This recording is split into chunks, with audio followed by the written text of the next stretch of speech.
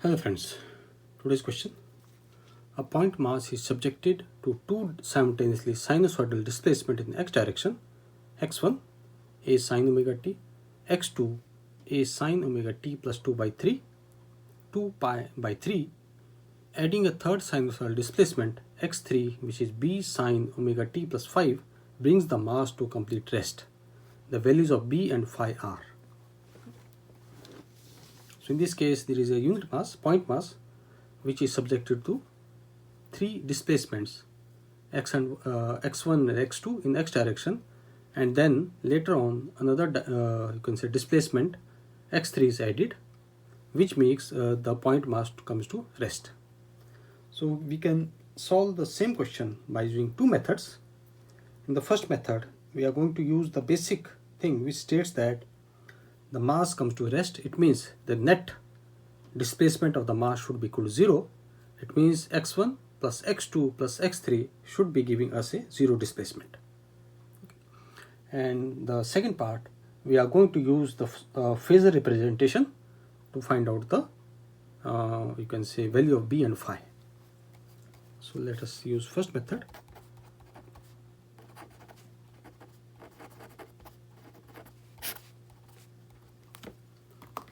And in the question itself, it's given that mass comes to complete rest. Mass is at rest, so which means that net displacement of the mass is equal to 0.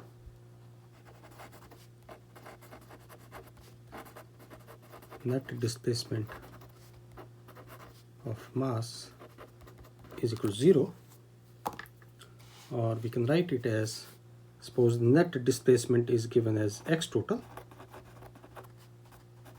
which will be equal to x1t plus x2t plus x3t should be equal to 0. So let us add all these three displacements one by one and solve it, and then we are going to get the answer. So let us first of all start by adding first and second displacement.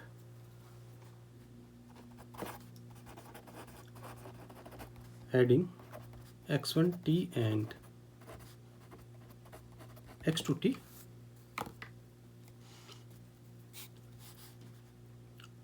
So x1t plus x2t. x1 is given as a sin omega t plus x2 is given as a sin omega t 2 pi by 3, and from here a can be taken as common, and then we can use the formula for the trigonometric identity, which states as sin alpha plus cos alpha, sin alpha plus sin alpha is equal to twice sin alpha plus beta divided by 2 and multiplied by cos alpha minus beta divided by 2. So this gives us 2a, and we have sine of addition of angles omega t plus 2 pi by 3 divided by 2 multiplied by cos of the difference in angle omega t minus 2 pi by 3 and divided by 2. So this comes as 2a, and this will be 2 omega t plus 2 pi by 3. 2 and 2 goes away, so we are left with this as sine of omega t plus pi by 3 multiplied by cos of, this will be over minus pi by 3, and cos of minus theta is cos of theta. So we can write this as 2a sine of omega t plus pi by 3, and we have cos of pi by 3, and cos of pi by 3 is our 1 by 2.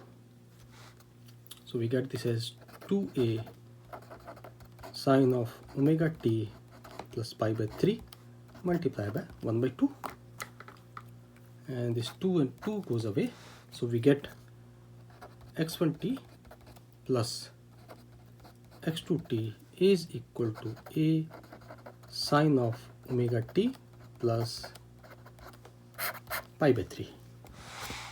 Now to this we can say sinusoidal function x1t plus x2t, we are going to add the third function, that is x3t. Adding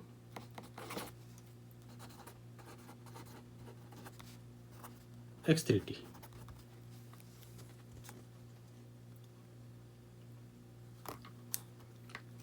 So we get x total t. Now this will be equal to x1t plus x2t, which we already calculated, and this will be plus x3t. Substituting the value of x1t plus x2t, and this was our a sine of omega t plus pi by 3, and x3t was our b sine of omega t plus phi. Now we already said that for net displacement 0, the summation of all the three should be equal to 0. Let this be equation number 1. So from equation 1,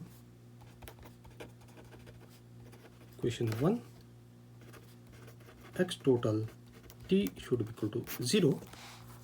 Therefore we can write that our a sine omega t plus pi by 3 plus b sine of omega t and phi should be equal to 0.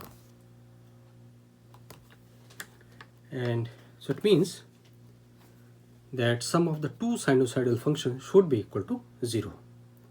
And this is going to happen in only one case, when their magnitude are equal, when they have equal magnitude and their you can say they are opposite in phase. From here you can say this implies that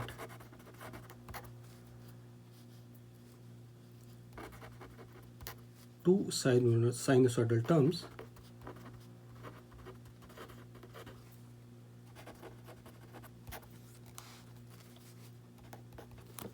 must be equal in magnitude,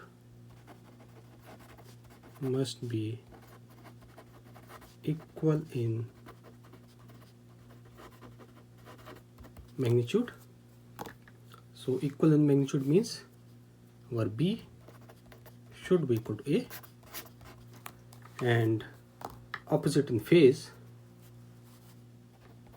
and they should be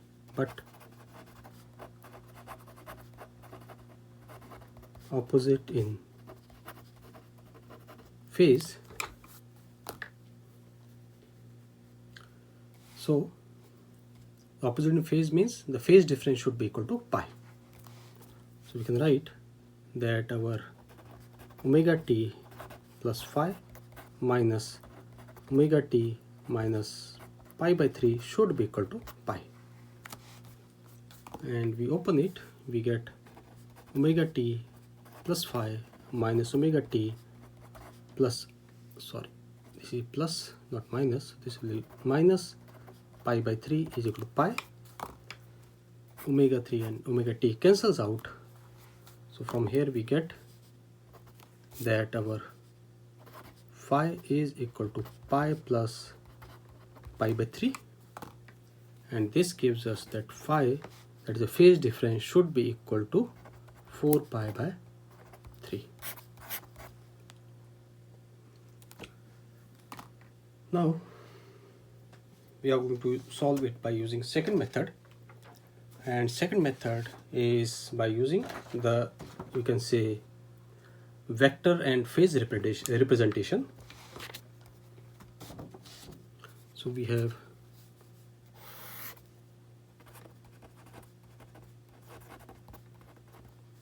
second method, which means using vector and phasor representation.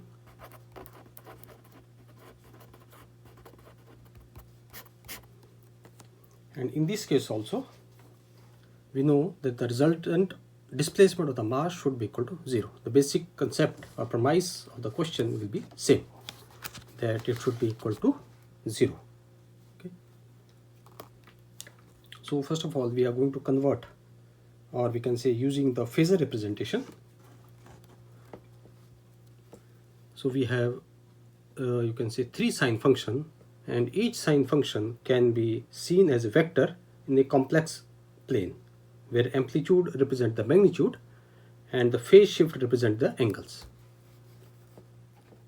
So we can say each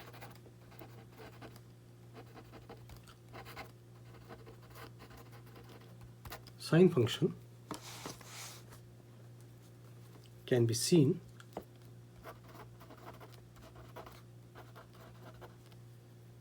as a vector in complex plane,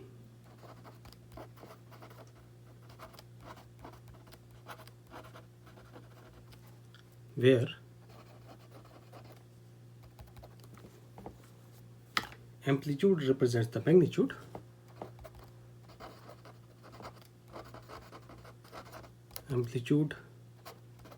represents magnitude and phase shift represents the angle, and phase shift represents the angle.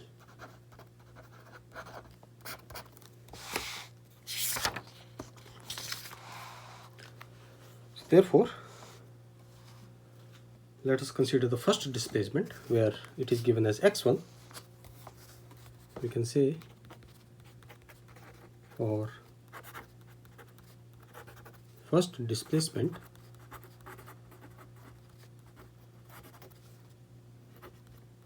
x1, and the equation for x1 is given as x1 is equal to a sine of omega t.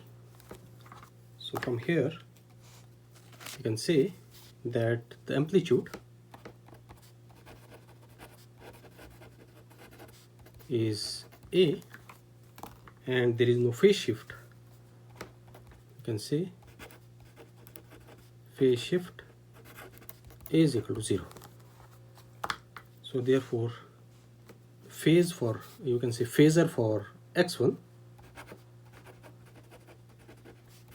phasor for x1, it can be written as a0.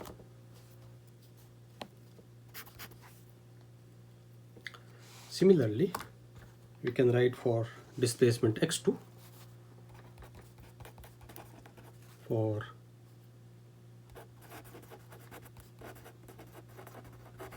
displacement x2, and the equation for x2 is given as a sine of omega t plus 2 pi by 3. So therefore we can say that the amplitude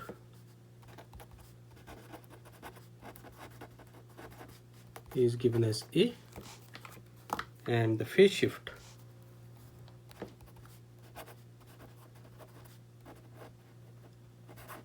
is equal to 2 pi by 3, and this is nothing but 120 degree. So now we find out the resultant of x1 and x2, and this x1 and x2 can be represented by using the diagram also. So this is our x1, and the angle this is our x1 and its magnitude is given as a, and for x2 it is a phasor of, this is our x2 and the magnitude is also a, and the angle between the two is 2 pi by 3. So therefore the resultant will be somewhere here, and let us suppose that is given as r. So we can say the resultant of x1 and x2 resultant of x1 and x2 is suppose given as r. So r will be equal to a square plus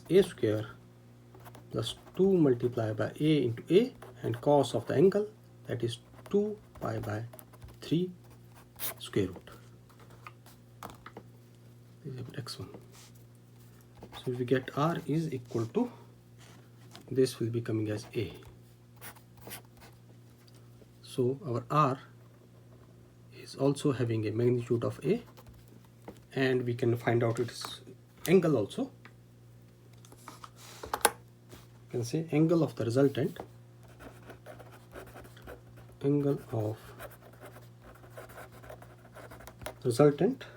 if that angle is theta, so we can write that tangent of theta is equal to, we have a sine of angle 0 plus a sine of angle 2 pi by 3 divided by a cos of 0 plus a cos of 2 pi by 3, and this gives us that tangent of theta will be equal to square root of 3.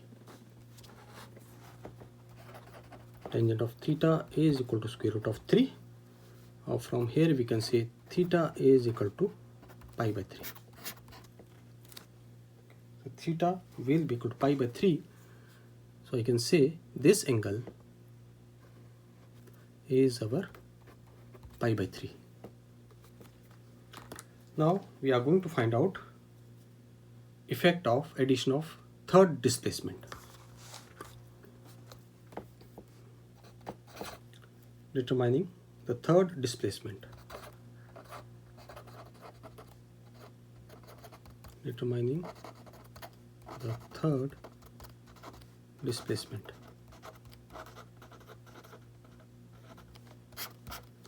Now it is said that the particle should be at rest. Okay? So it means to bring the particle or mass at rest, the x3, that the third displacement, should be having a magnitude which should be equal to the magnitude of the resultant, but the direction should be entirely opposite one. Okay. So from here we can clearly say that to bring mass to rest, x3 must be equal to the magnitude of r, must be equal to magnitude of r and opposite to direction to r, and opposite to direction to r. So we can draw its diagram also.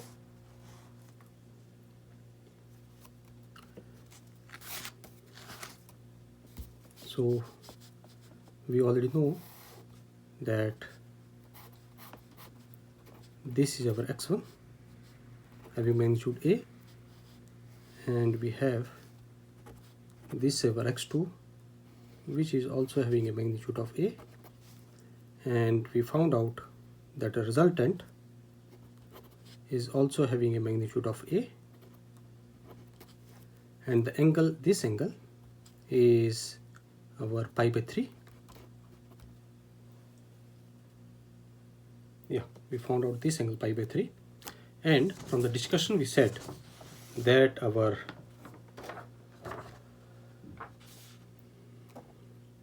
third vector, that is x3, should be having a magnitude same as that of r but in opposite direction. Okay. So therefore we know that our x3, which is given as b sine of omega t plus phi, so therefore we can say that this third vector should be in opposite direction, in this direction. So this is our x3 and its magnitude, which is given as b. So this will be b and it should be equal to a. So that this is our point mass, this is our point mass. So point mass should be at rest. So we get from here that b is equal to a. B is equal to a. And we need to find out the third, you can say the phasor also.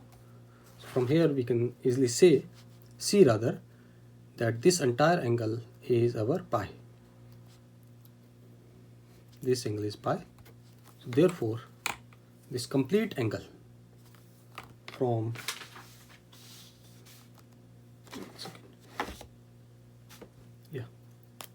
so this angle from this point to this point, this complete angle will be our pi plus pi by 3. So we can write the phasor phi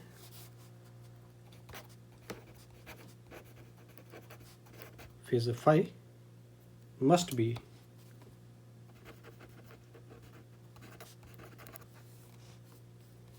opposite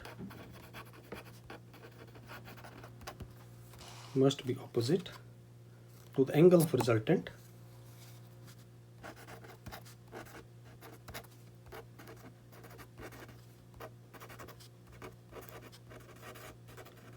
and the angle of resultant is our theta, and theta is our pi by 3. Therefore the phase of x3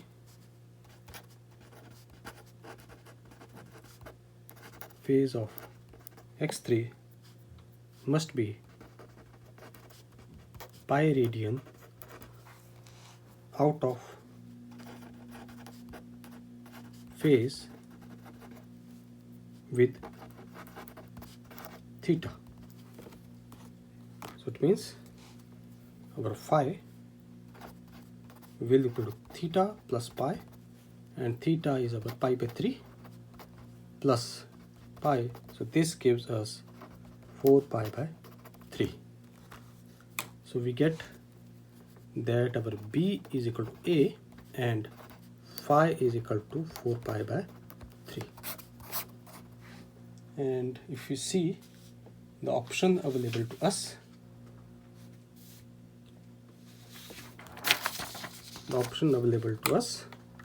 can see that option B is the correct one.